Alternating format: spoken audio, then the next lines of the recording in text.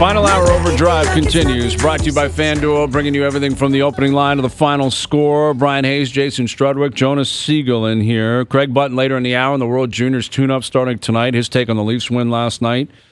A lot of games in the NHL tonight. Raptors back in action at home. They're favored tonight. You don't see that every day, if at all. They're never favored, but they're favored against Brooklyn tonight. Scotty Barnes is going to make his return, but he was questionable, but it sounds like he's going to play. And yet at the same time, R.J. Barrett is out due to illness.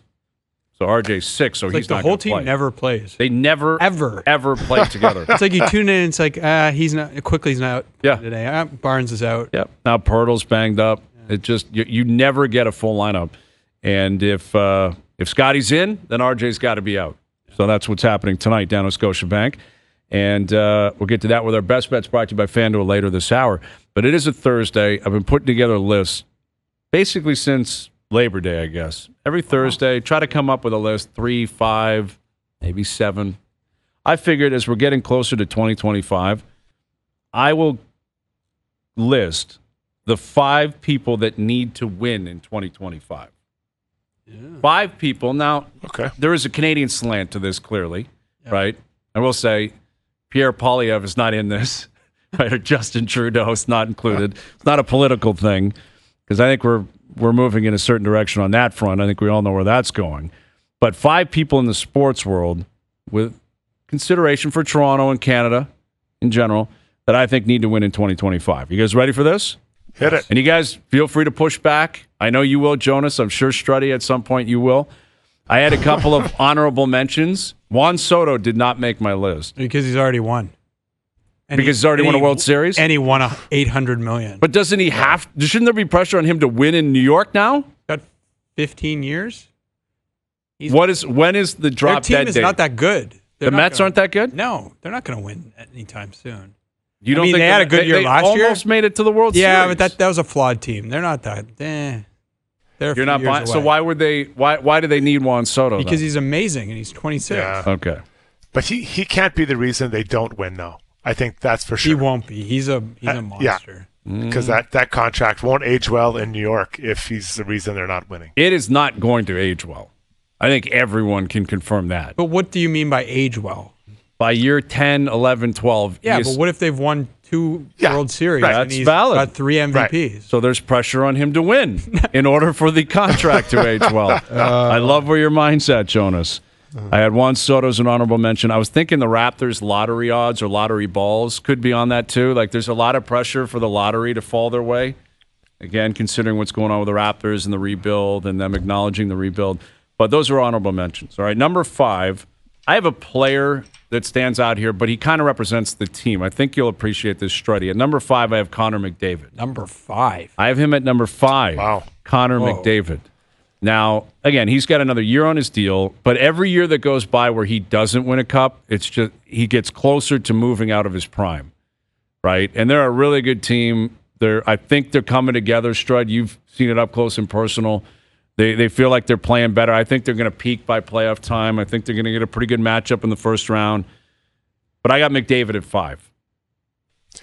I thought it'd be higher. I thought he'd be Jonas. Yeah, I thought it'd be a lot higher, and maybe you're thinking he's going to be a Maple Leaf in 2 years, so maybe that's he can win there. I was thinking that. Yeah, you know what? It's hard because as an individual player in hockey, it's different to affect the game the same way you do in basketball, right? Where there's just 1 of 5. But I think that for him and his legacy, I still think he'll be believed to be one of the greatest players of all time when his career's done. But for him, you want to have that piece, that Stanley Cup championship checked. So I think he's the one who's put the most pressure on it to get the win. Yeah, listen, I can reason with him being higher. I jockeyed. There's different reasons for why different people are on the list ahead of him, but he needs to get one. I have believed that since the second he walked into the game. He already is one of the all-time greats. He's already a top 10 player ever. Mm-hmm. I think, for me, that's been established. If you want to move further up the list, and I don't know if it matters to him, I would think it does. I think the all-time greats are aware of where they stand on the pecking order. They may not admit to it publicly, but I think they're aware of it, and I think they want to go as high as they can. Why wouldn't you? You're a competitive guy. He has to win. You have to. Gretzky won, Lemieux won, Orr won, Howe won, Crosby won. Messier won, Lafleur won. They all won. Like, you have to win. And they almost had it last year. That didn't happen. So McDavid clearly has a lot of pressure on him. But I still think he's got a 3 or 4 year window of being in his prime, being the best player in the game. And Draisaitl stuck around, so they're going to be a very good team next year. He's going to be in Edmonton at least next year, if not beyond that. I have him at 5. Could be there. Maybe in 2027, there's a lot more pressure when he's a Leaf. We'll get to that when we have to. All right, number 4. This one might surprise you. Joel Embiid is at number 4. Joel Embiid. This guy is the most mocked individual in pro sports right now. All it is injuries. All it is complaints. He's picking fights with media members. This guy, he's an MVP. He's an uber talent. He's in a market like that where they've got the Eagles and the Phillies who are always competitive. The Sixers went through the process, and the whole plan was to get guys like Embiid to pop at some point. I'm not sure they're even going to make the playoffs. Yes. As of now, it's not feeling That's great. Why I don't know that he should be on your list. But the East is so bad. I think winning, again, there's championship and then there's different layers to it. He's got to play and perform in 2025 to get them into a position where they can win in the playoffs. So what does winning mean for him? I think multiple rounds where he's the man. I think at some point a championship, if you're going to be a legit big in this league that's won an MVP, how many MVPs in the NBA have ever gone without winning a championship? Like Harden, I guess. Westbrook. Derrick Rose. I don't think not many. I think it's over. I don't think it's. Do you think it's done for Embiid? It's done. You think that's it? I just don't think he's ever going to be healthy consistently enough to do that. But how much of that is because he won't play? Like, not that he's actually not healthy. It's that I'm not playing through something. I don't think so. Really? But in past playoffs, there's always something. It's like, oh, he got his face right, and now he's got this. Not feeling well. Tummy always been something. Oh, now that's what I'm saying, man. At some point, and I'm saying in 25, this guy's got to step up. He's not going to. Got to have a big 25. Jonas, I think you're being pretty kind with him because I feel like he looks for the exit door to miss rather than to push through. And listen, I'm not there. I'm not his teammate, but I knew guys that, like, it was 50-50. They were taking the 50, out the door, right? Mm-hmm. They weren't going to hang in there. And, to be, I think that a champion, you look at the guys in the NBA, you've got to play through a lot, battle, compete. You look at the Raptors when they won, like the fight, and Kyle Lowry and, Kawhi Leonard, and I'm not anointing them the greatest players of all time, but they were fighting all the time. Do we see that from Embiid? And I really like Embiid as a player, but I don't know that he's that person. Exactly. He can't win. He's got to fight through the injuries. He's got to fight through his own ambition to play. He's got to get on the court. He's got to drag that team into a winning position. I think he has to. I mean, he is just constantly a target for criticism. So I have Embiid at 4. Number 3, I have Mitch Marner. Mitch Marner, because of the contract, and again, it's rosy right now. It's very rosy in Leafland. Everyone's happy. And I think the Leafs knew this was coming because it happens every single year. People get back onto the bandwagon.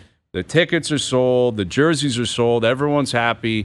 Maybe they win the division. Maybe they win the President's Trophy. Mitch is up for the Selke. Mitch is kind of chasing down an Art Ross. I don't think he'd win it. But it's really going to get loud in the playoffs. Mm-hmm. And if Marner and or the Leafs don't perform well, I don't know how the Leafs are going to make this work in the future. I don't know how the negotiation. Just replay your segments from the last 6 years. Yeah, I mean, but the difference is the contract. The contract. You said that before, yeah. Yeah, okay. Let me go before Jonas. Let me go before he goes. Okay. So from a distance, I see this. Whenever I think of the Leafs, it's Matthews 1, Marner, Nylander tied for 2 and 3. Down you go. Okay. So from a distance, it is always feels like it's the leader, the top guy. He's the guy who has to get the win.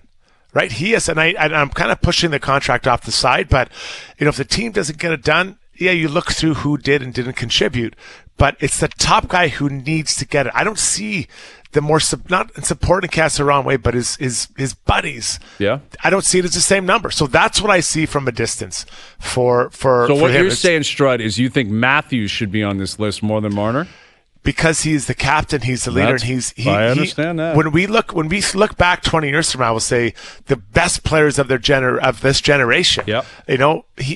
Matthews up, and Marner is in there, but he's not up there And there's a difference. The guys that I believe, really need and are fighting to get there. Not that Marner doesn't want it, but just when you kind of look at the level of player, Jonas. I think that's right. Yeah. And I think we haven't seen Matthews dominates the series and takes them through like you've seen with Draisaitl and McDavid. That hasn't happened. No. And Marner has kind of McKinnon, become like the focal Marker. point for it, but it's kind of just as much Matthews in Listen, the same boat. You guys are preaching to the choir here. The reason I have Marner, But Marner, the contract the changes contract, it's different in 25. Well, and especially agreed. Hayes, if he goes into the playoffs and he doesn't have the contract extension. Yeah. You're gonna have to win. Like they're gonna have to really leave. I believe again. You're not wrong, and I will believe it when I see it that they move off any of these guys. Right. Like they could lose in the second round and they sign could him easily and just sign them and give them a massive deal, and John comes back at a big number. I wouldn't be surprised by anything. If anything, I might be surprised on the alternative where they actually finally decide to break it up. Yeah. But I think the way the market will react to it, the PR, the fan base, it is an entertainment business. You have to think about the messaging. There's just there's pressure on Marner that's a little bit different. Well, and one person, I don't know if he's on your list, Brendan Shanahan.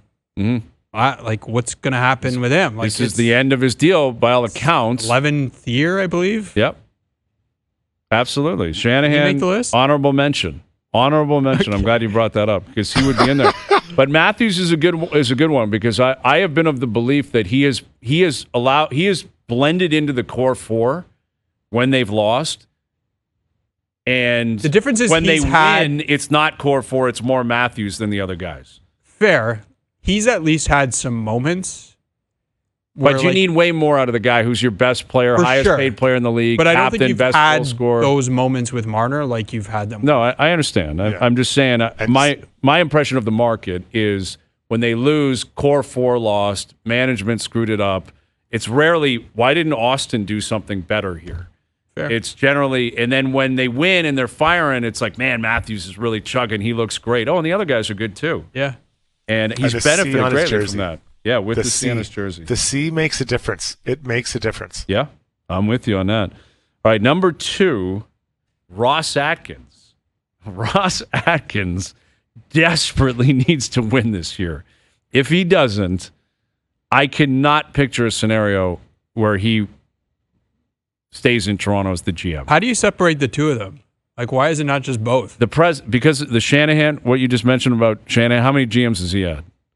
Oh, like 3 or 4. Yeah, he started with Jonas, I think, then he had Lou, then he had Dubas, now he's on a tree living. The president's always different. He's been here 10 years. So is Shapiro and Shanahan. Both of them have.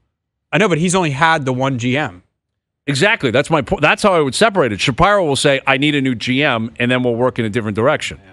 That's that going to work? The way to separate it is, again, the president is always different. He's always closer to ownership. He's more involved in the money and in terms of like ticket sales and all that kind of stuff. I mean, you know the difference between, that was a big part of his job. Yeah. By all accounts, Mark had his fingerprints all over the Rogers Center and the renovations. Yeah. Atkins is different. And if they lose again, it's also easier for Mark to say, there it is. This guy. That guy's the problem. Or you want us to change something? Ross, you have to leave. Ross Atkins, if they win like 78 games this year, there's just no way he's coming back. I would be absolutely shocked. Just to be clear, are you talking him win a World Series? Yeah, just like have a winning season? No. Again, there's different variations of winning in this. What level of winning are we talking about? Because they have to make the playoffs. They've lost in the wild card round multiple times. Is that enough? If they just get swept again in the wild card, I think if they make the playoffs, he probably sticks around.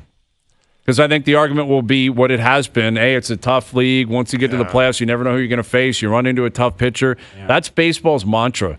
That the playoffs, it's a complete crapshoot.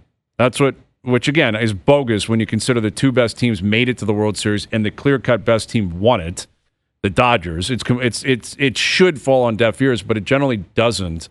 That if you get to the playoffs, you've done your job as management. Then it's on the players to get the big hit when they're supposed to get the big hit, or throw the appropriate pitch sequence when they're supposed to throw it. When they get pulled after the 4th inning? Yeah. Yeah. So this has been my concern, is that, again, from a distance, I feel like the way that they've run their last 2 off seasons is how I operate the casino. I get down early, and then I go big on one hand to try to just make up for everything else.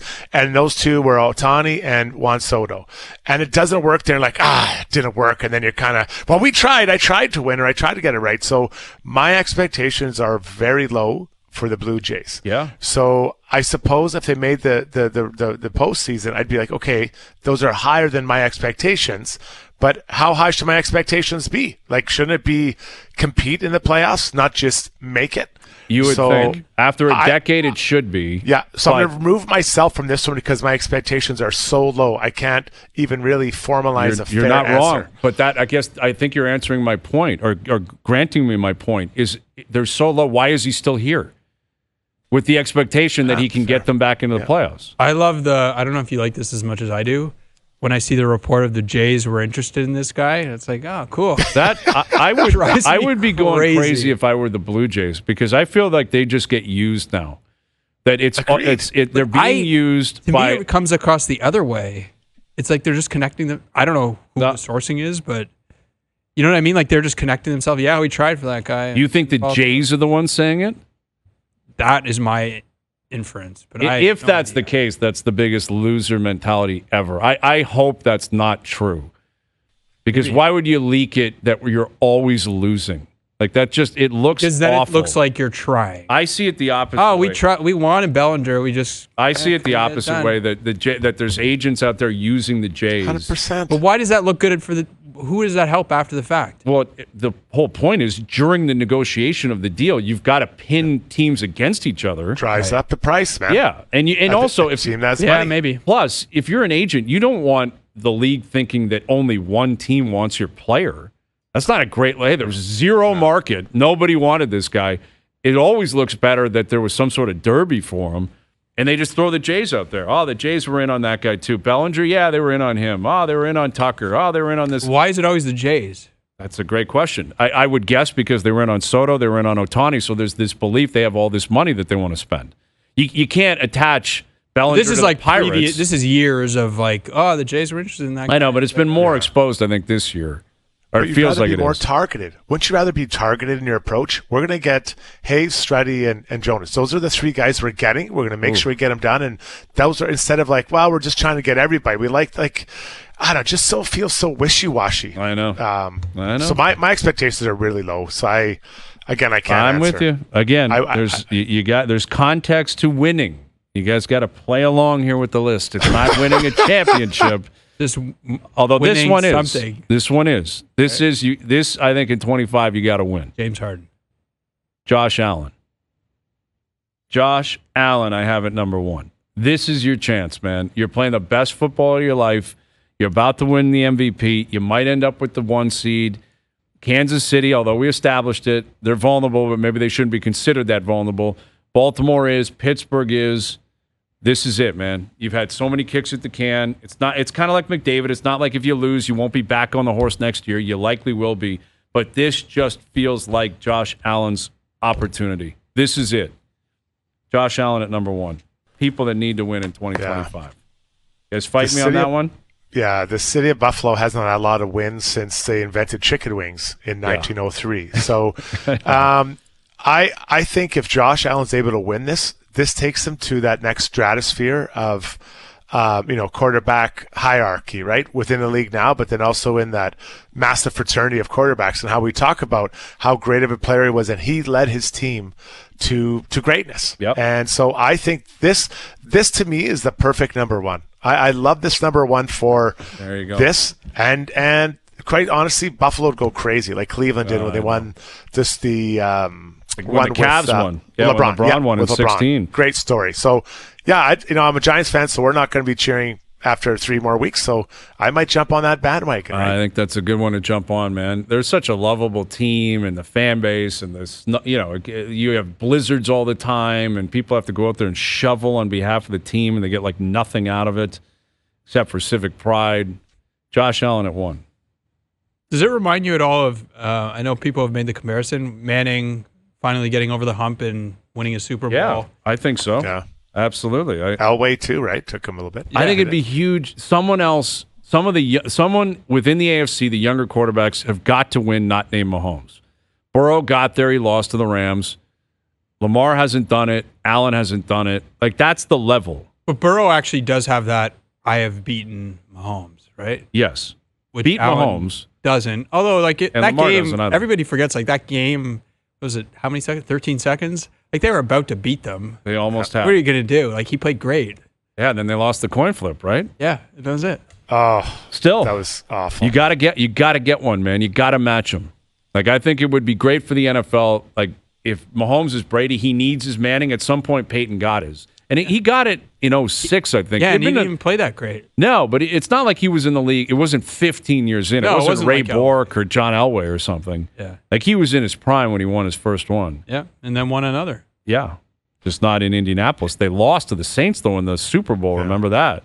Onside kick to start the second half. Sean Payton. Love Sean Payton and the Broncos tonight. Is there a fan base more deserving of a championship than the Bills fans? Well, the Leafs fans. No, struggling. NFL, just NFL fans. No, that one's obvious. Yeah, but if any NFL fan, like, is that the one? It's not. I mean, the Lions, you can make a strong case. You can make a strong case because, like, the Bills at least went to 4 straight Super Bowls. The Lions have not won anything ever. Point. So I'd lean. I think Detroit, Cleveland, and Buffalo are the 3-pack in the NFL. Right? Cleveland will never get it right. They'll never get it. They always make the wrong choice. They usually do. But the Lions, that's a very likable team as well. Like, those are two teams that I can like. They're likable, and I want them to do well. And I think it'd be incredible. I think it'd be incredible to see a Lions-Bills Super Bowl. Oh, and it's possible. I mean, it's possible, but that'd be incredible. Great. It'd be tough to pick who you like. Well, I just saw something. Likable. David Montgomery. It doesn't look like he's actually going to be done for the year. What? He's not out for the year? No, Ian Rappaport reported that he avoided season-ending surgery, and they hope he can come back at some point. Wow. Well, then there you go. Huge. I mean, that's like Hutchinson, though. They're like, if they get to the Super Bowl, he might be able to play. Well, and it's all like they still have Jamar Gibbs, but obviously. Yeah. No, that two-headed monster in the backfield has been big. All right. I want for Jared Goff, too. I want him to win because of what happened with him in L.A. Absolutely. Craig Button coming up on the World Juniors and their tune-up starting tonight. His take on how we feel about Canada going into the World Juniors. Back in Ottawa to a great host city. OverDrive continues. TSN 1050 and on TSN 2. All right, our best bets brought to you by FanDuel later in the hour. Raptors Nets. Raptors favored tonight. Looks like Scotty Barnes will return, but RJ Barrett's out due to illness. So we'll get to that a little bit later in the hour. Get to a couple of struds or duds before we get out of here. Got to get a couple of strut or duds in. Mandatory. The oven has been on for like 3 hours. Have you ever played strut or dud, Jonas? No. It's very, very creative. Life-changing. Yeah. Well, here's one for you that Craig can answer. Strud or dud? Zach Hyman should be the first forward added to Team Canada at the Four Nations face-off. You know where I stand, yeah. It's a strud for you? Strud. Struddy, where do you stand on that? Yeah, I'm taking a strud with this one as well. Just the chemistry with McDavid. He's scoring. You know, he was getting chances, he just wasn't finishing. Now he's scoring. Okay. Instant chemistry. They seem to look for that in these teams. Yeah, he's been red hot. All right, well, let's start there with our main man, Craig Button. Here he is, our TSN head of scouting and our TSN analyst. And we'll get to the World Juniors in just a second, but I asked the guys here, and I'm curious your take on this, Craig. Should Zach Hyman be the first forward added to Team Canada at the Four Nations, presuming there is an injury between now and then? Yes, and I'm going to ask Struddy, like, he'll probably, I hope he answers this question because his lovely wife will be saying, you probably had instant chemistry with your wife, didn't you, Struddy? When she saw me on the dance floor, there was, in my jeans? There was a lot of instant chemistry with a lot of people. They saw me out there. So who were you, Patrick Swayze or Kevin Bacon? Good question. Yeah, the best of both. Come on, you're from the West. You would have been Kevin Bacon. You wouldn't have been wearing white pants. Couldn't pull him off. No, but I like Jason. You just talked about Zach Hyman, I was asked the other day, what's changed for Zach Hyman? I said, well, the puck's going across the goal line now. He was getting all kinds of glorious chances, and he just wasn't able to finish on them. I remember this conversation I had with Jerome McGinley many, many years ago. He had gone a few games without scoring. Jerome didn't go very many without scoring, but like any good goal scorer, you start to question yourself. So I sat there with him. I said, well, what do you got to do to score goals? He said, so, of course, he walked right through it. I said, yeah. And by the time you get down there and that puck leaves your stick, could get blocked, could get deflected, goalie makes a great save, it hits the post. But if you don't do the other things, you're never going to score again. Just keep doing what you're doing, you'll score. And I think that's what applies to Zach Hyman now. He's doing the same things that he was doing earlier when he wasn't scoring. Shooting percentage was down. Now he's getting rewarded for that good work. And certainly, that chemistry that he has. And it's not just chemistry with scoring. Zach Hyman's a grinder. Zach Hyman grinds. He's in and around the net, and you're playing against really good competition, really good defenders that you're going to have to grind against. Zach's wired to grind. Well, and that's on the professional side, or the national team, so to speak. Once we get to the Four Nations face-off, but the World Juniors right around the corner, and they start their tune-ups tonight. And I'm curious. I'm seeing that Gavin McKenna. It sounds like he won't dress tonight. Should we make something of that? Like, does that mean he's the 13th forward, Craig? And if so, how much would we expect to see McKenna play in this tournament? No, I keep getting asked this question about Gavin McKenna. He's the best junior hockey player in Canada. So you're going to keep the best junior hockey player because he only turned 17 tomorrow? Mm-hmm. It defies logic. And I'm not trying to jump into Dave Cameron's head or anything. They can only dress 13 forward. Well, they can only dress 20 skaters during the tournament. So they're going to have 2 extra skaters. They'll move in and out of the lineup. I have to imagine that tonight is they know what Gavin McKenna is capable of. I think that they're just trying to see what other players might be able to do.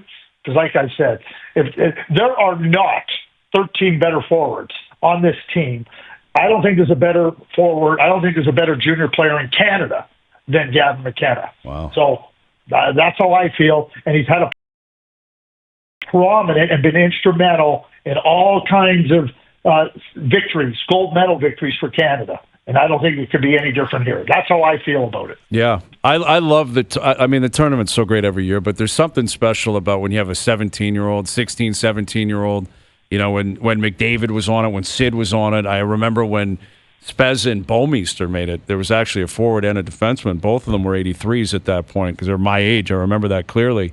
It just brings there's just a different element and a different vibe to it when you have like a young phenom. He'll have the cage on. I feel like Canadians just love that kind of story, Craig.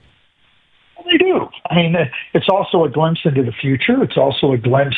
You've heard a lot about these players, and then they get on a huge stage under bright spotlights, and that to me is exciting for the players. Is exciting for the fans tuning in that have been hearing a lot about these players. And sure enough, I mean, somebody might say to me, "Oh yeah, what an idiot he is! He said he's the best junior player in Canada, and he's sitting there, he doesn't even dress. He's a 13th forward." I'm not worried about that. That's what I think. That's what I feel. I've watched him enough where I can say that confidently. Craig, I wondered what your expectations were for Easton Cowan at this tournament. Easton's had a season, Jonas, that I wouldn't say has been stellar. He had a stellar season last year as the MVP and was fantastic in the OHL playoffs en route to the MVP. You watched him very closely at the training camp. Not even close to being ready for the NHL. Mm-hmm. Not even close. Yep. And that's more from a physical point of view, the physical maturation. Yep. And I think young players can get bored going back to junior hockey. And I think in some respects that's happened to Easton to a certain extent. The point streak has been going on. And Dale Hunter in London, he's got that team ramping up. And Easton, to me, is getting himself ramped up for the World Junior Tournament. He was there last year. He knows what it feels like. I expect to see a real significant difference maker at the World Junior Tournament with Easton Cowan. I'm not worried about how he's played this year. He's played fine. Don't get me wrong. He's been a good player. I don't want anybody to think that that's negative. But I think, like the second half of the season in the OHL, trying to get back to the Memorial Cup, It'll ramp up for London. It'll ramp up for Easton. But I think this is the ramping up for Easton here at the World Junior Tournament. I think we know he didn't play during the selection camp because he was coming off that little bit of a body blow after that big hit against Oshawa. But I think you'll see him be a real prominent player and be a difference maker for Team Canada at the World Junior. It's always nice to see the Western League be represented amongst the captains. So why is Yager the right captain for this mighty Oilers Canadian team? Jason, I think you'll appreciate this, and I think Bryan and Jonas, you will too. I don't question that here, but Jason, I think you'll appreciate it. When I say this about Brayden, there's nothing in the game that is beneath Brayden. Or Brayden's going to embrace everything, and he's going to do whatever it takes to help the team win. That might be a block shot. I might be, making sure that I win a puck on a face-off. Whatever it may be, scoring a goal, setting up a play. He's so smart, and he's a really good, complete player.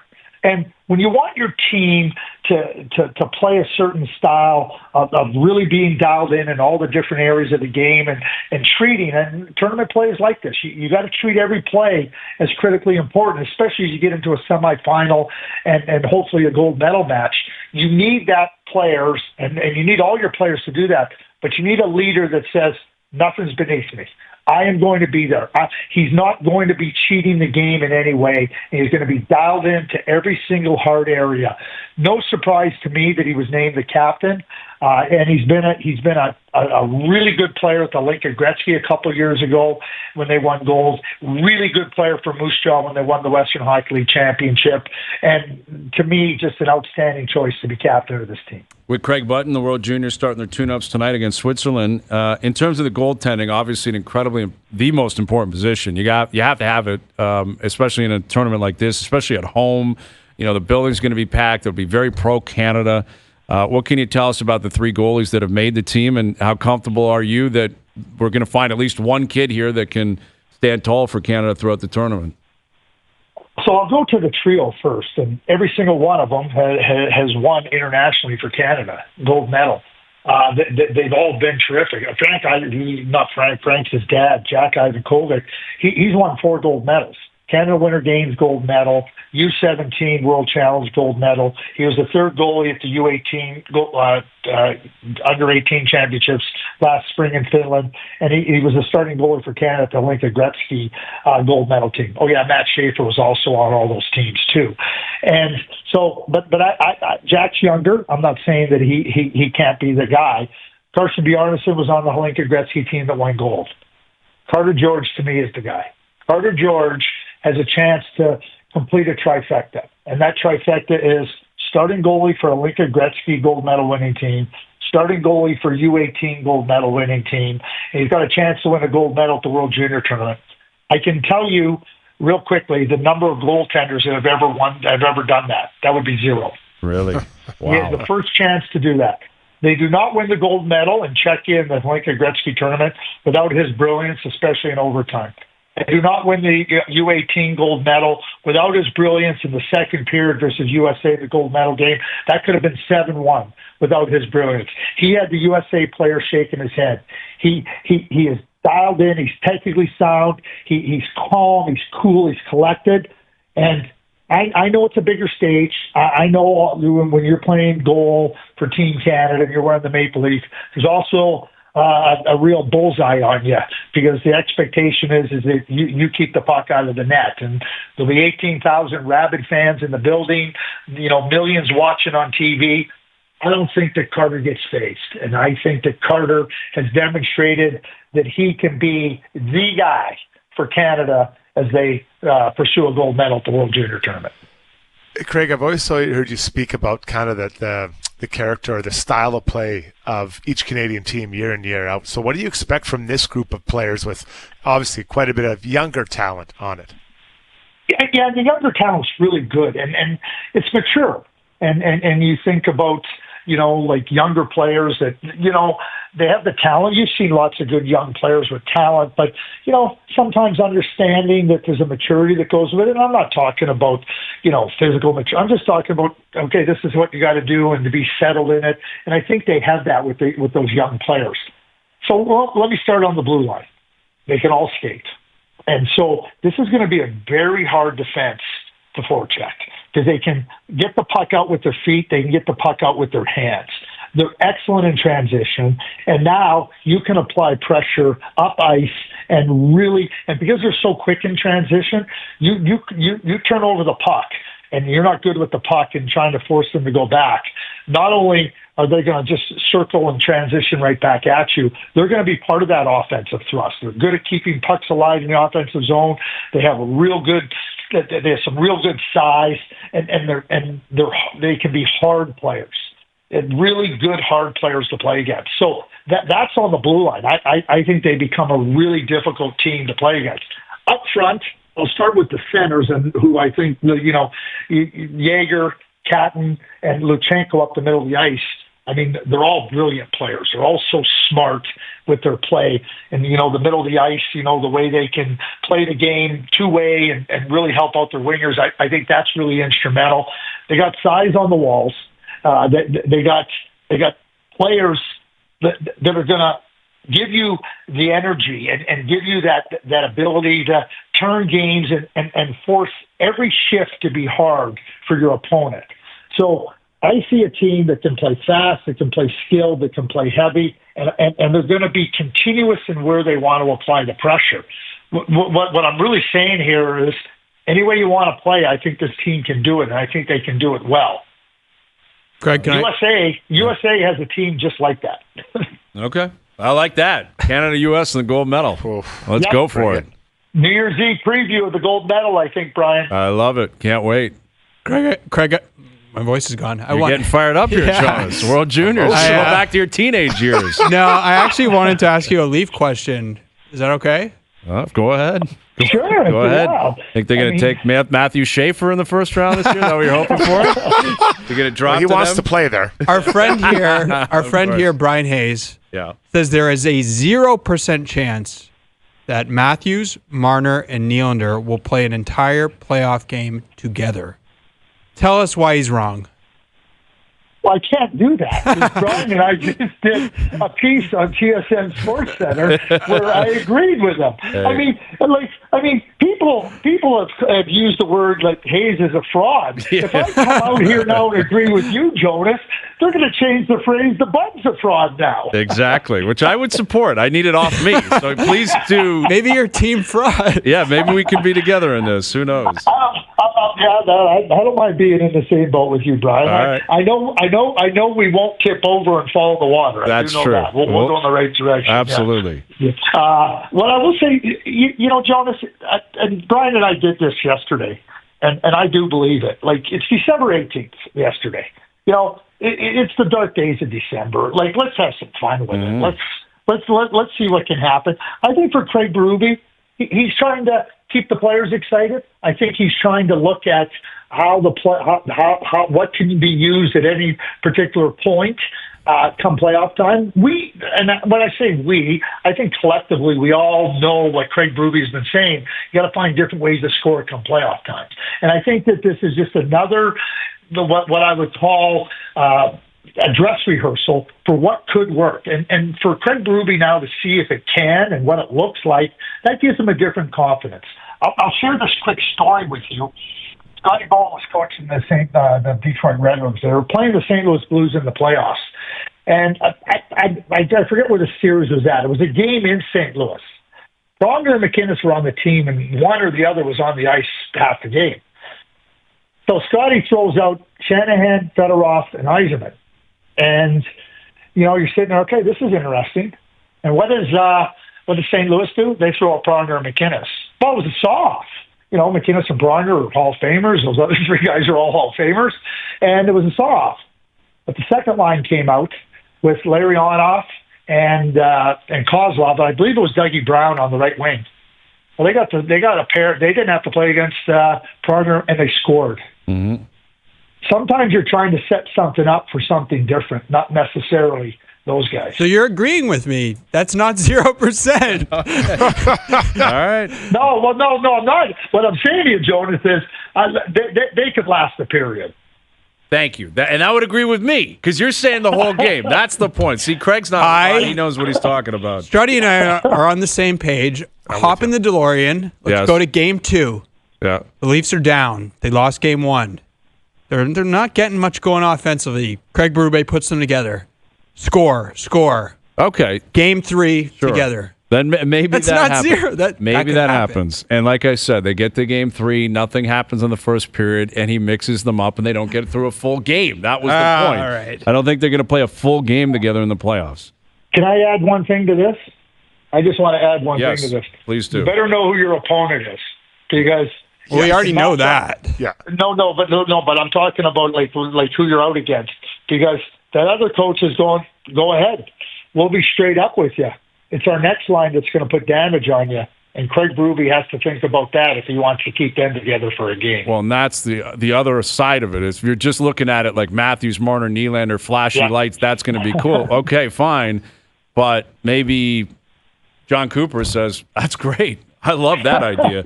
And Berube has to sniff that out. It's not going to happen, Jonas.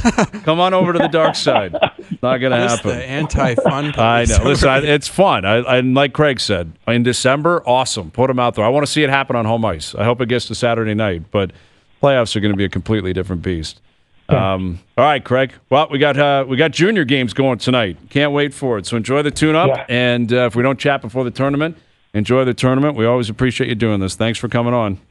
Yeah, always my pleasure. And ask Struddy about the jeans he wears under his sweatpants when he's out on the ice. I always do. Confirm? Really? Pardon? Yeah, I do. If I'm only in for 1 hour, I put my tracksuit over my jeans because I'm not going to sweat. Right? If it's two more hours, then I put something else comfortable on. That's. For a Western boy, I'm surprised. Always. I'm surprised. Well, you got to understand about Jason, too. Like, when he says he doesn't sweat, he was a big-time competitor. But when you watch Jason play, you really appreciated his mental effort because he was so smart. He didn't have to run around sweating. I love it. I was like Lidstrom, in the right place. In the right place. Your brain was sweating. Just like when you were dancing and Shauna saw you on the dance floor. You're in the right place. Just immediately. She still talks about it. She should. She should. See you guys. Thanks, Happy Craig. holidays. See you, buddy. You too. Yeah, There's Craig Button joining us here, and you were the Nick Lidstrom of the WHL back in the day. Yeah, well, I was really slow in the WHL. That was a different time. You could clutch and grab. I'd pick guys up in our zone and just hold them. Yeah. It's like they're my kids, and you're not getting a penalty. That was the dream. Bring that back. That clutch and grab era, the early 90s WHL. Just pick guys up. I'd literally just hold on to guys, push them against the wall, and hold them there. Yeah. And the rest like, hey, be careful. I'm like, yeah, okay, no problem. Like, you're just going to keep giving me a warning. I'll keep doing it. Yeah. That's the best part. Hey, stop doing that. Oh, sure, of course. No penalty, fine. All right, Best Bets brought to you by FanDuel coming up. And Raptors in action, bunch of games in the NHL tonight as well. OverDrive continues. TSN 1050 and on TSN 2. All right, today's Best Bets are powered by FanDuel. Make your picks and assemble a same-game parlay in seconds in the FanDuel Sportsbook app. I can't believe I'm about to say this. I'm laying the points. I'm taking the Raptors tonight, -3. -3. They're playing Brooklyn. Brooklyn's been better than expected, but they stink. They are going the opposite way. They were in full tank mode, and they started winning too many games. I think they're freaking out. They're trading pieces. Guys are going to have mystery injuries.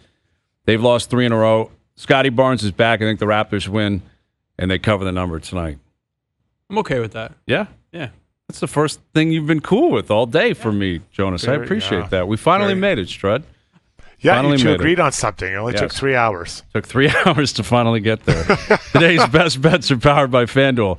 The FanDuel Sportsbook app is the exclusive home of the OverDrive same-game parlay. And also, please play responsibly, 19+, physically located in Ontario. As for the football game, we're taking the points in that one. Taking the points, Broncos plus 2.5. You like the Chargers tonight? Yeah. So they have to respond. Like, they got blown out against Tampa last week. Harbaugh, like, they're leaking oil. He's going to be on his team. I expect a good effort out of the Chargers tonight. But Herbert doesn't look like himself.